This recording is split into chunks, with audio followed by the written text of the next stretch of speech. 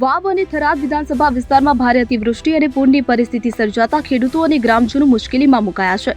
પાક નુકસાન, જમીન ધોવાણ, ઘર ધરાશાયી અને પશુ નુકસાન જેવી પરિસ્થિતિ વચ્ચે થરાદના પૂર્વ ધારાસભ્ય ગુલાબસિંહ રાજપૂતે ગુજરાતના મુખ્યમંત્રીને પત્ર લખીને તાત્કાલિક રાહત પગલાં લેવા માંગ કરી છે।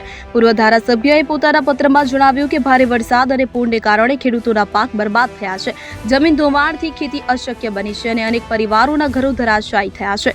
પશુઓના મોતથી પશુપાલકો ગંભીર સંકટમાં મુકાયા છે। પશુના વળતર માટે ફરજિયાત પોસ્ટમોર્ટમની શરતને કારણે સહાયમાં વિલંબ થતો હોવાથી રોગચાળાની શક્યતા વધી રહી છે।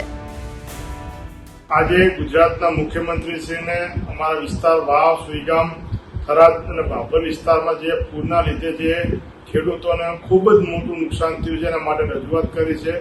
ખાસ કરીને ખેડૂતોનો જે પાક ધોવાણ થયો છે, પાકનું એનું વળતર આપવામાં આવે, જમીનનું જે ધોવાણ થયું એનું વળતર આપવામાં આવે અને જે પશુઓના મોત થયા છે એનું પણ સર્વે કરી તાત્કાલિક ધોરણે એમને સહાય ચૂકવવામાં આવે, કેશ ફ્લો ચૂકવવામાં આવે એની રજૂઆત કરી છે। ખાસ કરીને પશુઓના પોસ્ટમોર્ટમની વાત છે તો અત્યારે પણ ખેતરોમાં પાણી ભરેલા છે।